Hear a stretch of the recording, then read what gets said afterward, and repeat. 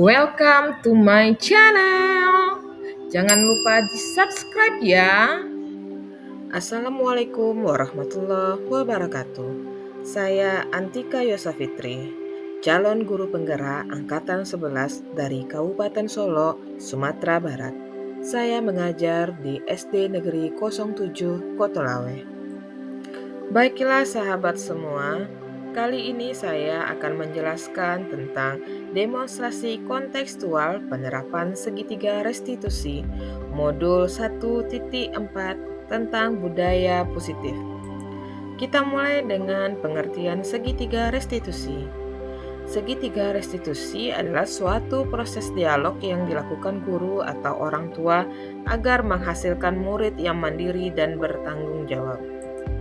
Adapun bagian dari segitiga restitusi adalah yang pertama, menstabilkan identitas, yang kedua, validasi kebutuhan, dan yang ketiga adalah menanyakan keyakinan. Baiklah sahabat semua, kita masuk kepada kasus yang pertama. Pada hari Senin, saya mengajar di kelas 6. Ketika proses belajar mengajar berlangsung, saya hendak buang air kecil. Sebelum keluar kelas, saya memberikan tugas latihan untuk dikerjakan. Namun ketika saya balik ke kelas 6, saya menerima laporan dari ketua kelas jika Erlin bertengkar dengan Nabil, disebabkan karena Nabil mencontet tugas latihan Erlin. Erlin tidak terima pekerjaannya dicontet oleh temannya. Ia marah dan tidak dapat menahan emosi. Erlin pun memukul temannya.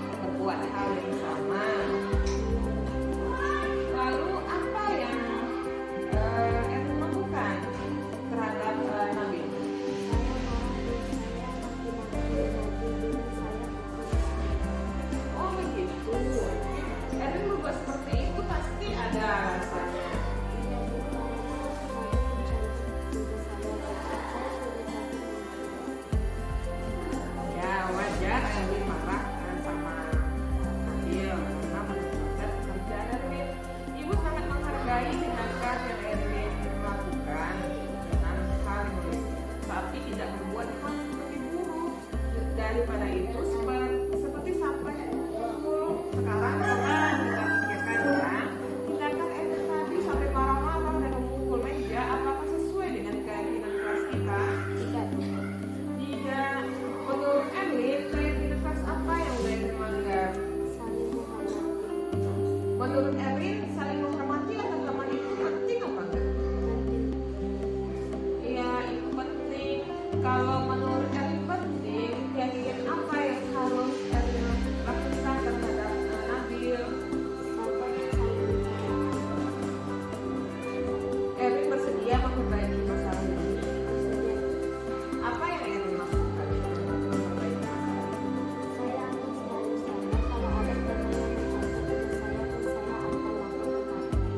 Ya, Pak, itu bagus. Silakan ya.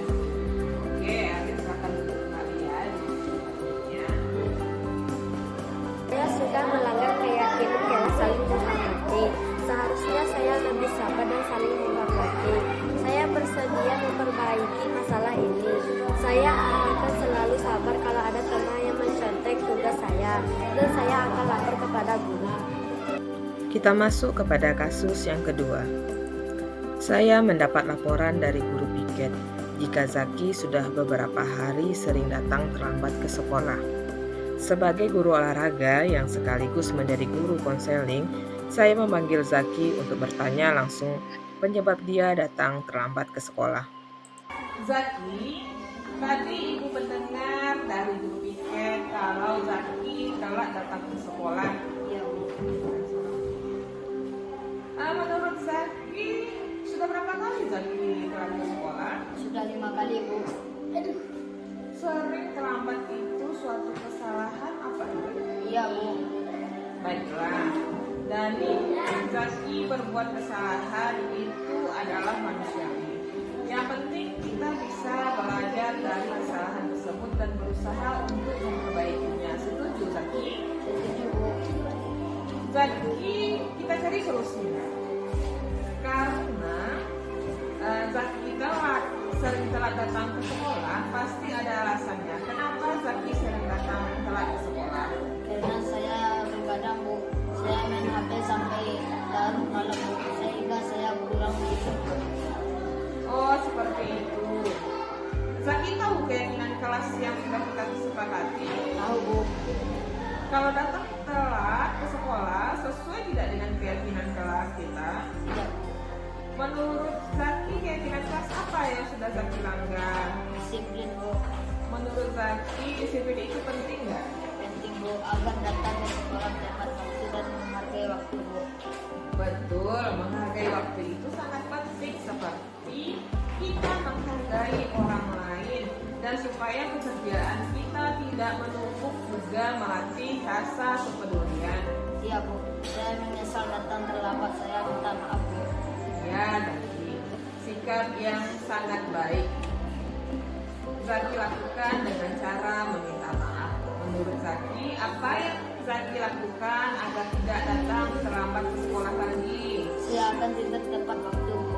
Baiklah, Zaki sudah menemukan solusinya dan Ibu akan bekerja sama dengan orang tua Zaki agar tidak terlambat lagi ke sekolah. Oke, Zaki, silakan duduk kembali. Iya, Bu. Saya sudah melanggar keyakinan kelas disiplin.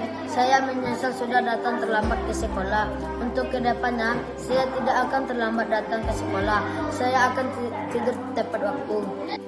Thank you sahabat semua telah menonton video saya. Jangan lupa di subscribe ya.